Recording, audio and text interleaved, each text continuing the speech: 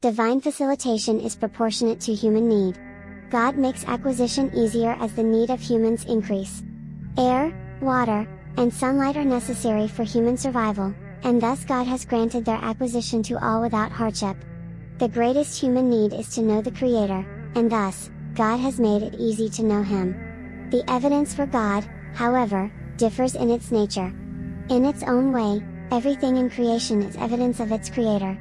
Some evidence is so obvious that any lay person can immediately see the Creator, for instance, the cycle of life and death.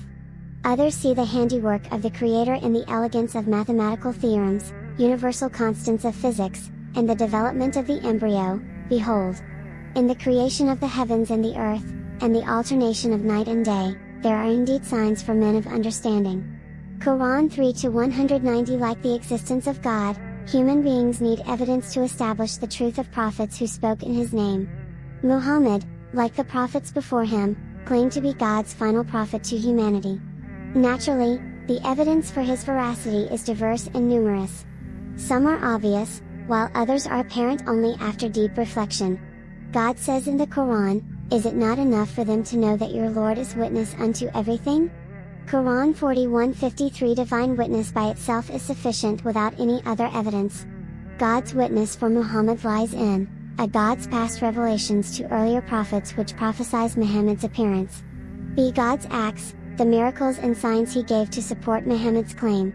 How did it all begin in the early days of Islam? How were the first believers convinced he was God's prophet? The first person to believe in the prophethood of Muhammad was his own wife, Khadijah. When he returned home trembling out of fear after receiving divine revelation, she was his solace. Never. By God, God will never disgrace you. You keep good relations with your relatives, help the poor, serve your guests generously, and assist those hit with calamities. Sahih al-Bukhari. She saw in her husband a man God would not humiliate, because of his virtues of honesty, justice, and helping the poor. His closest friend, Abu Bakr, who had known him all his life and was almost the same age, believed the moment he heard the words, "I am God's messenger," without any additional confirmation other than the open book of his friend's life. Another person who accepted his call on merely listening to it, was Amr. He says, "I used to think before Islam that people were in error and they were on nothing. They worshipped idols. In the meantime, I heard of a man preaching in Mecca, so I went to him. I asked him, 'Who are you?' He said, 'I am a prophet.' I again said, 'Who is a prophet?' He said, 'God sent me.' I said, 'What did He send you with?' He said, 'I have been sent to join ties of relationship, to break the idols, and to proclaim the unity of God so nothing is associated with Him in worship.' I said, 'Who is with you in this?' He said, 'A free man and a slave,' referring to Abu Bakr and Bilal, a slave, who had embraced Islam by that time. I said, 'I intend to follow you.'" See, Muslim Damad was a desert healer who specialized in mental illnesses. On his visit to Mecca, he heard the Meccans say that Muhammad, may the mercy and blessings of God be upon him, was insane. Confident of his skills, he said to himself, "If I were to come across this man, God might cure him at my hand." Damad met the Prophet and said, "Muhammad, I can protect one who suffers from mental illness or under sorcery, and God cures one whom He so desires at my hand.